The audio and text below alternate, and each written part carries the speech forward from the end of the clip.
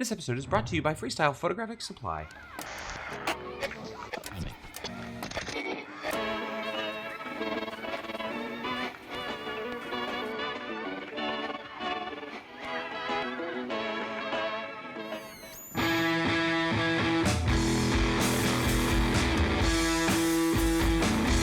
Okay, so if you know me, you know that I'm down with the Rangefinder system. I guess, and if you don't know me, hey, I'm Caleb. We have fun here. Well, at least I have fun here. But sometimes it's lonely. But the Rangefinder is just one of those amazing miracles from the camera gods above. I'm sure you're familiar with some of the most famous ones. Names like Konica and Voigtlander, Zeiss, and of course that red dotted holy grail of them all, Leica. Each one of those has their own style and way of getting down to business. But what if I told you there was another? There is another. Yeah, another rangefinder that, well, you never knew existed. The Yasuhara T981. Yeah, I know, you never heard of it. And, well, neither had I. So that's why I had to pick one of these chunks of metal up. So today let's explore and answer the most basic questions. WTF is it? HTF does it perform? And SYFIB, should you buy it? So let's head down to San Diego and learn more while we party with the darkroom and B&C peeps.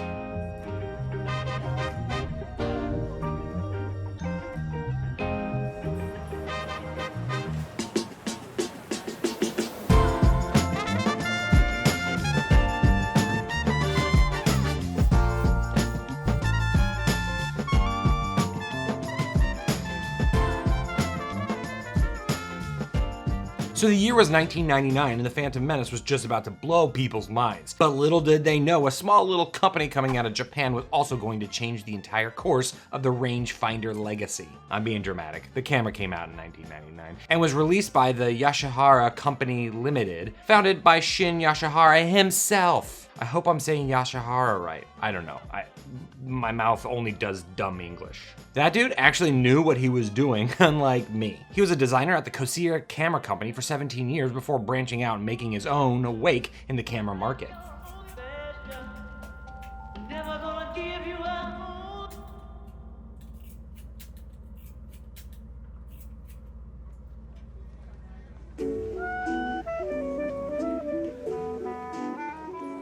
At its most basic level, this camera is a mechanical Leica thread mount rangefinder with frame lines for 50 millimeters only. Shin, if you would allow me to use his first name, wanted to make a modern camera with a throwback design, making great use of a wide range of the lenses that already existed for the thread mount system. He called the camera Aishiki, which means complete set or all you need. Now I must say, my boy Shin was a bit presumptuous with thinking that people only wanted a 50 millimeter. One lens? Really, my dude? Just because you're down with the 50 doesn't mean I want that to be my only sauce that I eat. What if I want to try a new sauce? I think a lot of people out there like trying new sauces.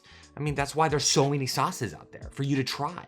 I mean, chicken nuggets taste good in barbecue, but sometimes people want chicken nuggets in honey mustard. I don't like mustard, but some people want different sauces. Overall, the camera was only in production until 2001 when he decided to move on to his next boo.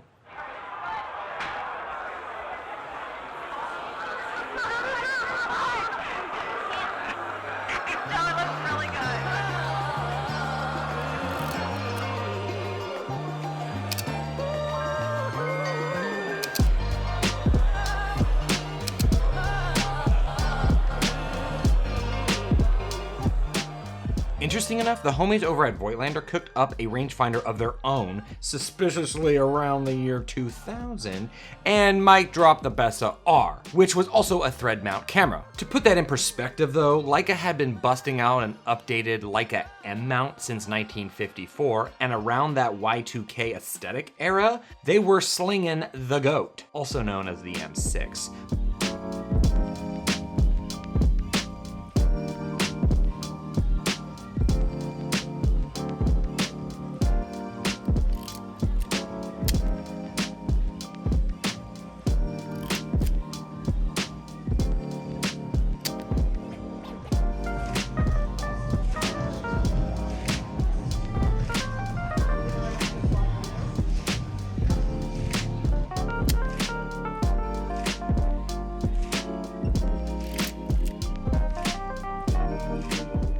Now that we know a little bit more about our boy Shin and WTF is this camera, let's dive into the functions and how this bad boy performs.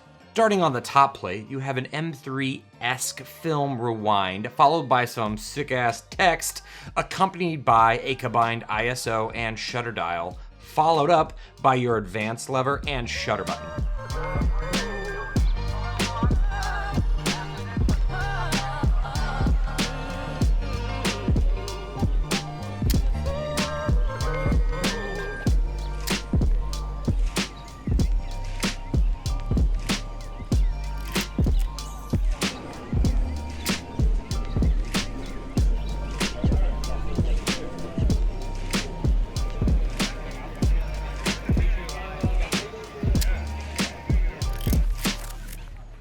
So I'm not sure what actually happened here. Either the light leaks were from the camera or specifically from the Aurora 800 roll I was shooting at the time. But I don't know because the first test roll I didn't have any light leak issues at all, and I was going through every shutter speed.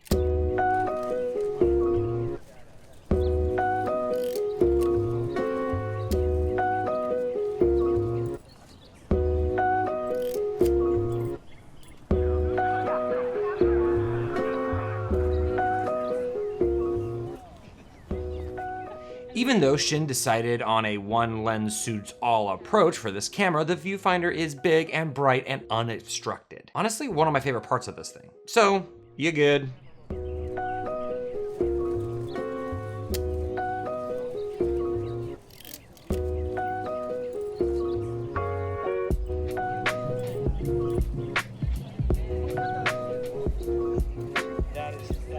Now, I do have to mention that when I received my copy, the rangefinder patch was out of alignment. So I had to bust out my high school biology class and dissect that bitch. It was a pain in the ass, but it also worked.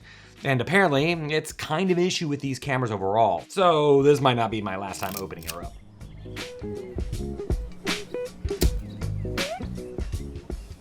And while we're on the topic of broken things, let's talk about my frame counter also being off. Well, unless I bang it on the table when I open up the back. So there's that. Overall, I must admit, I do like the design of this camera. Its big, beautiful eyes staring back into my soul, giving me warm, fuzzy feelings. Not to mention, being a camera from 1999, this looks like something from the late 50s. Shin seemed to be ahead of those retro vibes since everything we do here on this channel, and not to mention all of today's styles, are throwbacks. Now, while we're still here on the topic of film, why don't I tell you about today's sponsor, Freestyle. Freestyle has been killing the photographic game for a while now, and are the #1 shop for all those photo needs. They have everything from scanning solutions to photo enlargers to printers, and even, of course, that sweet, sweet film, all in the different formats, like 35, 120, 4x5, and up to 8x10. They even have their own line of Holga cameras. The newest one, sparkling like Edward. Anytime I need something, I just pop on over to the store or sit my ass down and shop online because it's that easy. So if you're looking for some new and fresh films, you know the right place to get them. Just check out my link in the description box below. And now let's go surfing in San Diego. Just kidding, I don't surf.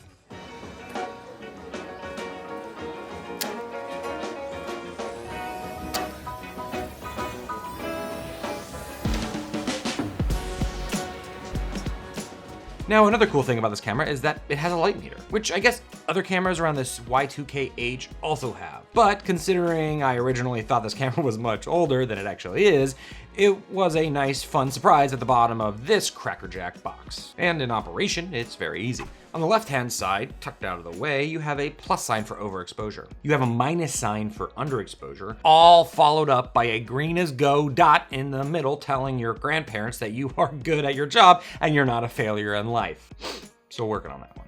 In theory, awesome. In practice, mine's a little finicky and not always illuminating properly. But all the shots that I've taken using the meter have been properly exposed. And to be fair, I use it most times, it's just sometimes it comes in and out. Another nice feature for this camera is that this puppy can catch a speeding bullet in its shutter blades, which were actually taken from an SLR shutter design, by the way. It can go up to 1/2000th of a second.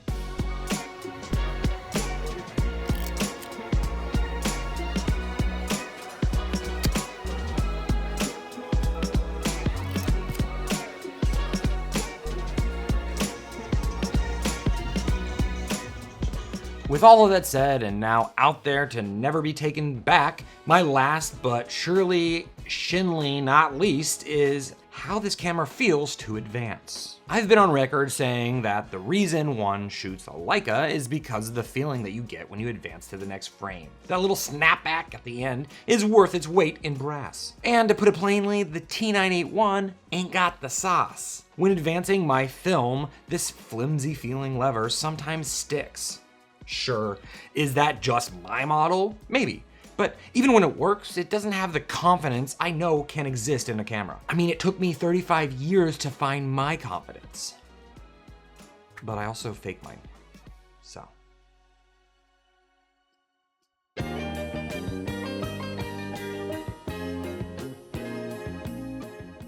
So now this brings me to the SYFIB of it all. Should you f***?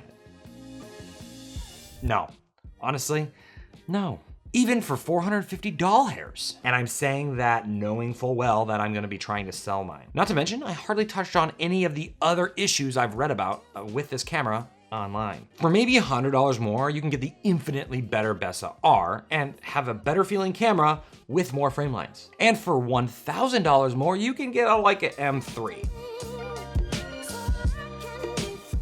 Eventually, Yasuhara folded in 2004, and somewhere down the line, Lomo actually bought the remaining stash to sell as an exclusive. It's kind of a bummer. I really wanted to like this camera. Generally, I want to support startup companies that have a different vision for products. I mean, I know I'm a little late, like 26 years too late, but that's not the point. I think if a lot of features were just a little bit more refined, we could have had another big rangefinder player on the market. It does have all the ingredients for a good sauce. Well, that'll do for me today for this episode. How about you go out there and shoot something, why don't you? Instead of sitting in here, it's a good day outside. Okay, get out there. Okay, bye.